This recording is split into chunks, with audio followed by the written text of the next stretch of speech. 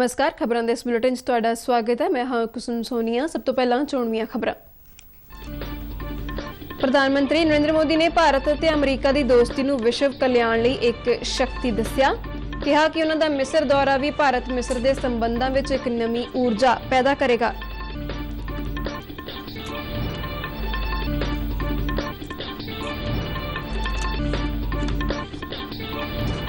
केंद्रीय गृह मंत्री अमित शाह ने नशिया खिलाफ गृह मंत्रालय की मुहिम विच जन भागीदारी का दिता सद्दा।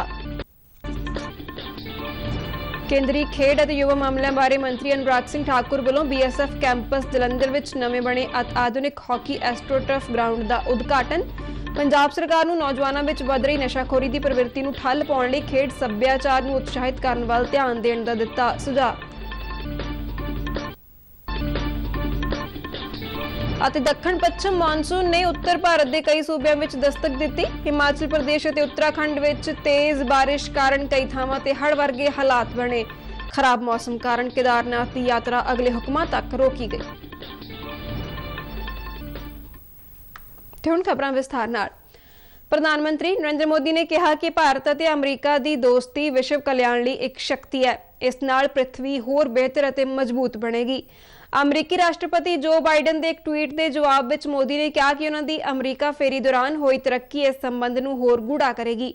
राष्ट्रपति बाइडन ने अपने ट्वीट च कहा कि दोवां देशों विचाले दोस्ती विश्व लई बहुत ही अहम है। उन्होंने कहा कि यह पहले के मुकाबले होर मजबूत और गतिशील है। प्रधानमंत्री ने अपने एक होर ट्वीट में कहा कि उन्हों का मिस्र दौरा ऐतिहासिक सी। यह दौरा भारत मिस्र के संबंधों में नवी ऊर्जा ते दोहां देशों के लोगों लई लाभकारी होवेगा। उन्होंने मिस्र के राष्ट्रपति अब्देल फतेह अल सीसी और मिस्र के लोगों के प्यार लई धन्नवाद किया। उधर प्रधानमंत्री नरेंद्र मोदी ने अज नवी दिल्ली च एक महत्वपूर्ण बैठक की प्रधानगी की। इस बैठक में गृह मंत्री अमित शाह, वित्त मंत्री निर्मला सीतारमन और केंद्रीय मंत्री हरदीप सिंह पुरी सने होर सीनियर अधिकारी मौजूद सन। यह बैठक प्रधानमंत्री मोदी के अमरीका और मिस्र के सरकारी दौरे तो बाद देश वापस आउण ते आयोजित की गई। नशीलियां दवाइयां की दुरवरतों और अवैध तस्करी के खिलाफ अंतरराष्ट्रीय दिवस ते केंद्रीय गृह और सहकारिता मंत्री अमित शाह ने नशे के खिलाफ अभियान में जुटियां सारियां संस्थावां की शलाघा की। अपने संदेश में गृह मंत्री ने दस्सिया कि गृह मंत्रालय ने नशीले पदार्थों के खिलाफ जीरो टॉलरेंस की नीति अपनाई है। इस मौके पर गृह मंत्री ने इस मुहिम में जन भागीदारी का भी सद्दा दिता। ड्रग मुक्त भारत के लिए हर संभव प्रयास कर रहा है, लेकिन इस लड़ाई को बिना जन भागीदारी के नहीं जीता जा सकता। आज इस अवसर पर मैं सभी देशवासियों को अपील करना चाहता हूं कि अपने आप को और परिवार को ड्रग से दूर रखें। ड्रग न केवल युवा पीढ़ी और समाज को खोखला बनाता है, बल्कि इसकी तस्करी से अर्जित धन देश की सुरक्षा के खिलाफ प्रयोग किया जाता है। अमित शाह ने कहा कि सरकार लगातार जंगी पद्धर ते नशीले पदार्थों के खिलाफ मुहिम चला रही है और इसका ही नतीजा है कि 2006 तो 2013 के विचकार जिथे 778 करोड़ रुपए के ड्रग फड़े गए ने, उत्थे ही 2014 तो लैके हुण तक 22,000 करोड़ रुपए के ड्रग फड़े गए ने।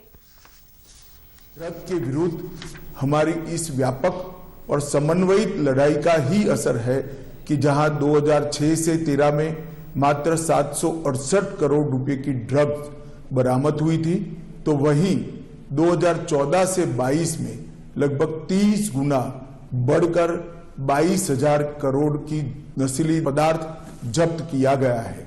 और नशे के व्यापार करने वाले लोगों के विरुद्ध पहले की तुलना में 181% अधिक मामले दर्ज किए गए हैं।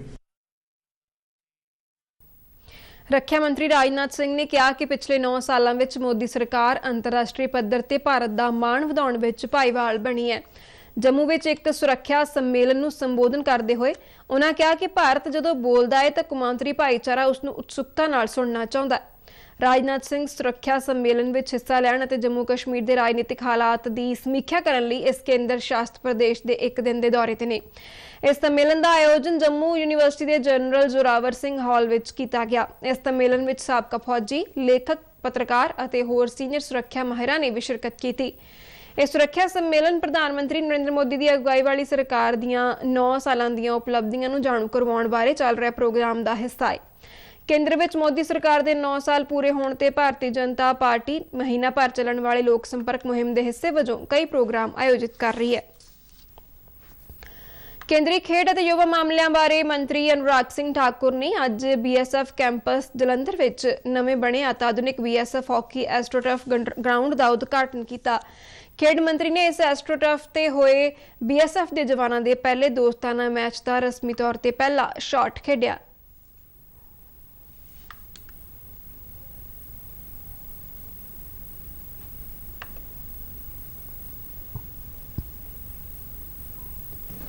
इस मौके संबोधन करदे अनुराग सिंह ठाकुर ने कहा कि नवे बने स्टेडियम नूं अंतरराष्ट्रीय मापदंडां दी पालना नूं यकीनी बनाउंदिआं हॉकी फैडरेशन ऑफ इंडिया तो सारियां लोड़ींदियां प्रवानगियां प्राप्त होईयां ने।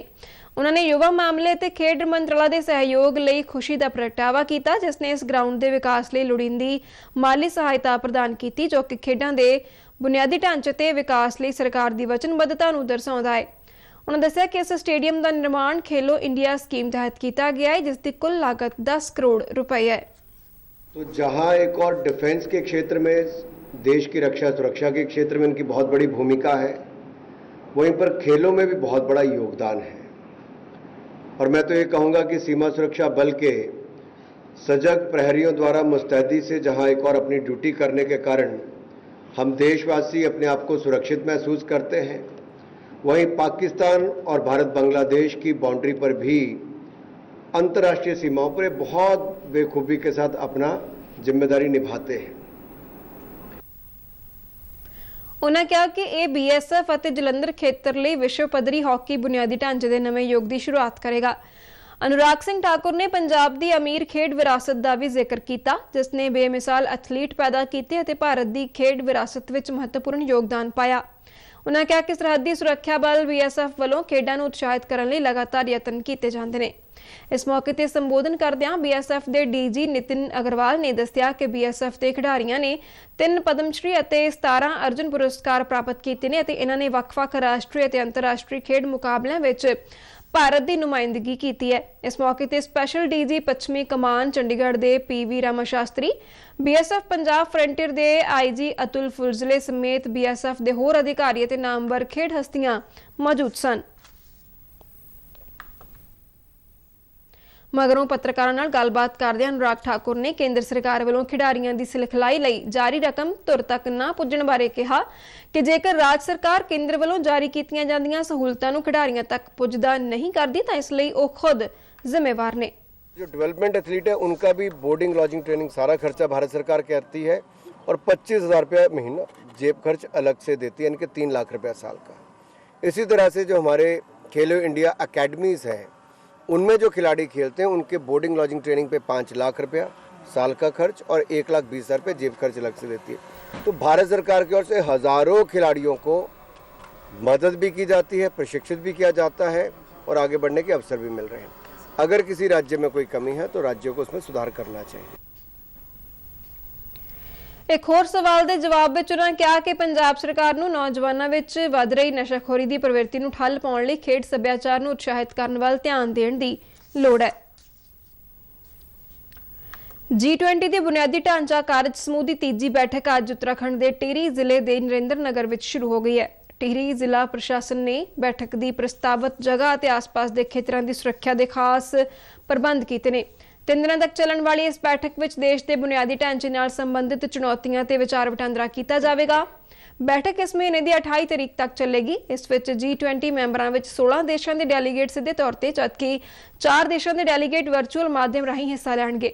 बैठक के पहले दिन शहरों के बुनियादी ढांचे में निजी समूहों की हिस्सेदारी से गलबात हो रही है। इस तो पहला बैठक लिए पहुंचे विदेशी डेलीगेटां का ढोल धमकियां दे नाल रवायती ढंग नाल स्वागत किया गया। विदेशी डेलीगेट ऋषिकेश विच गंगा आरती विच भी शामिल होणगे ते उन्हां नूं उत्तराखंड के समृद्ध सभ्याचार नाल रूबरू करवाया जाएगा।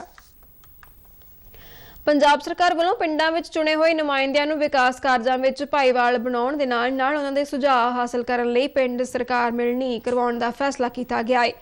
ਚੰਡੀਗੜ੍ਹ ਵਿੱਚ ਅੱਜ ਪੇਂਡੂ ਵਿਕਾਸ ਤੇ ਪੰਚਾਇਤ ਵਿਭਾਗ ਦੀ ਇੱਕ ਬੈਠਕ ਦੀ ਪ੍ਰਧਾਨਗੀ ਕਰਦਿਆਂ ਮੁੱਖ ਮੰਤਰੀ ਭਗਵੰਤ ਮਾਨ ਨੇ ਕਿਹਾ ਕਿ ਪਿੰਡ ਸਰਕਾਰ ਮਿਲਣੀ ਜ਼ਿਲ੍ਹਾ ਪੱਧਰ ਤੇ ਕਰਵਾਈ ਜਾਵੇਗੀ, ਜਿੱਥੇ ਪੰਚਾਇਤਾਂ ਅਧਿਕਾਰੀਆਂ ਨੂੰ ਪਿੰਡਾਂ ਦੇ ਵਿਕਾਸ ਲਈ ਦਰਪੇਸ਼ ਮੁਸ਼ਕਲਾਂ ਬਾਰੇ ਜਾਣੂ ਕਰਵਾਉਣਗੇ।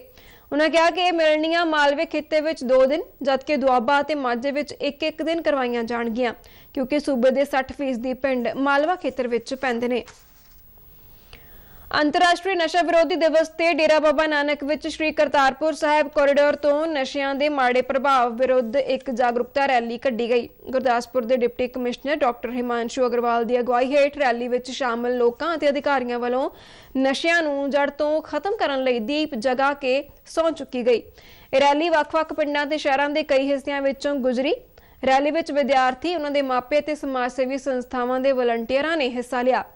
इस मौके ते समाज ਅਤੇ ਲੋਕਾਂ ਨੂੰ ਨਸ਼ਿਆਂ ਦੇ ਮਾੜੇ ਪ੍ਰਭਾਵਾਂ ਤੋਂ ਜਾਗਰੂਕ ਕਰਨ ਵਾਲੇ ਵਿਦਿਆਰਥੀਆਂ, ਅਧਿਆਪਕਾਂ, ਕਰਮਚਾਰੀਆਂ ਅਤੇ ਅਧਿਕਾਰੀਆਂ ਨੂੰ ਸਨਮਾਨਿਤ ਵੀ ਕੀਤਾ ਗਿਆ। ਪੁਸ਼ਪਾ ਗੁਜਰਾਲ ਸਾਇੰਸ ਸਿਟੀ ਵੱਲੋਂ ਨਹਿਰੂ ਯੁਵਾ ਕੇਂਦਰ ਦੇ ਸਹਿਯੋਗ ਨਾਲ ਲੋਕਾਂ ਵਿੱਚ ਨਸ਼ੀਲੀਆਂ ਦਵਾਈਆਂ ਦੀ ਦੁਰਵਰਤੋਂ ਦੇ ਖਤਰਿਆਂ ਬਾਰੇ ਜਾਗਰੂਕਤਾ ਪੈਦਾ ਕਰਨ ਲਈ ਅੰਤਰਰਾਸ਼ਟਰੀ ਨਸ਼ਾ ਵਿਰੋਧੀ ਦਿਵਸ ਤੇ ਇੱਕ ਵਿਸ਼ੇਸ਼ ਪ੍ਰੋਗਰਾਮ ਕਰਵਾਇਆ ਗਿਆ। ਇਸ ਵਾਰ ਨਸ਼ਾ ਵਿਰੋਧੀ ਦਿਵਸ ਸਮਾਗਮ ਦੀ ਥੀਮ ਕਲੰਕ ਅਤੇ ਵਿਤਕਰੇ ਨੂੰ ਰੋਕੋ ਅਤੇ ਰੋਕਥਾਮ ਨੂੰ ਮਜ਼ਬੂਤ ਕਰੋ।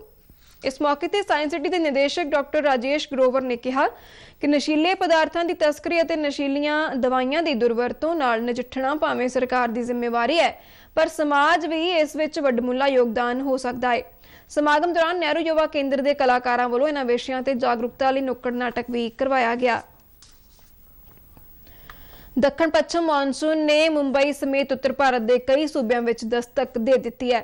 हिमाचल प्रदेश और उत्तराखंड में बीती रात तो ही तेज बारिश हो रही है और कई थावां ते हड़ वर्गी स्थिति बनी हुई है। भारी बारिश होने नाल हिमाचल प्रदेश में 6 व्यक्तियों की मौत हो गई ते 10 होर जख्मी हो गए।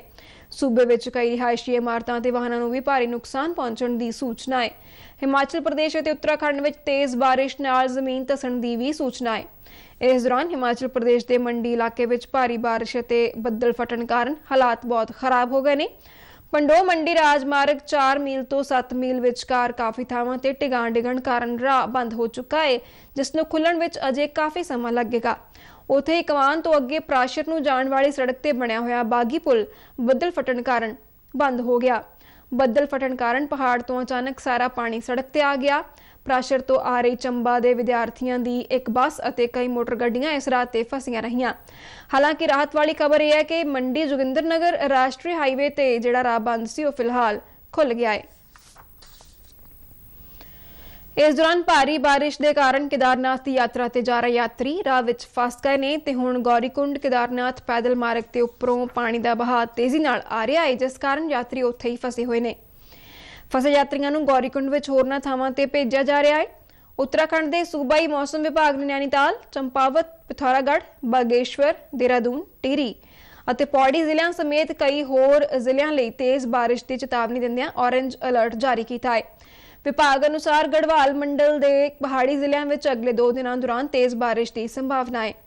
इस दौरान प्रशासन ने देहरादून, उत्तरकाशी और रुद्रप्रयाग समेत कई हिस्सों में बारिश के जारी रहने और रुद्रप्रयाग विच तेज बारिश कारण श्रद्धालुओं की सुरक्षा के मद्देनजर अगले हुक्मां तक केदारनाथ यात्रा मुलतवी कर दी है। कल तो लगातार बारिश होने और इलाकों में पानी भरन कारण देहरादून और हरिद्वार विचाले आवाजाही प्रभावित हुई है। हरिद्वार शहर दीआं कई रिहायशी इमारतां ते कारोबारी अदारियां नूं नुकसान पहुंचा है।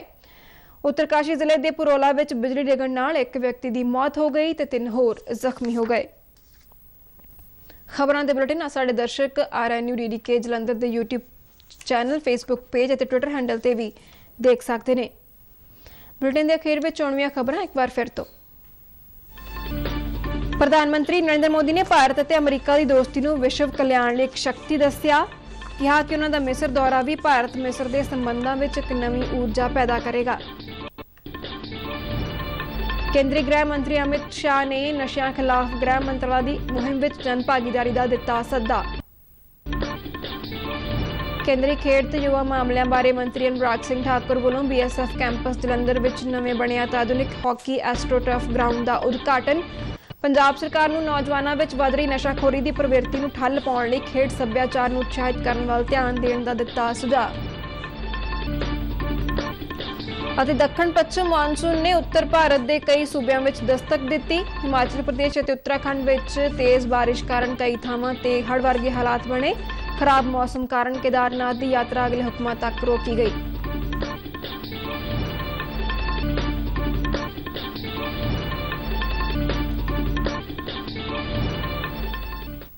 ਇਸ ਦੇ ਨਾਲ ਹੀ ਖਬਰਾਂ ਦਾ ਬੁਲੇਟਿਨ ਖਤਮ ਹੁੰਦਾ ਹੈ। ਆਗਿਆ ਦਿਓ। ਧੰਨਵਾਦ।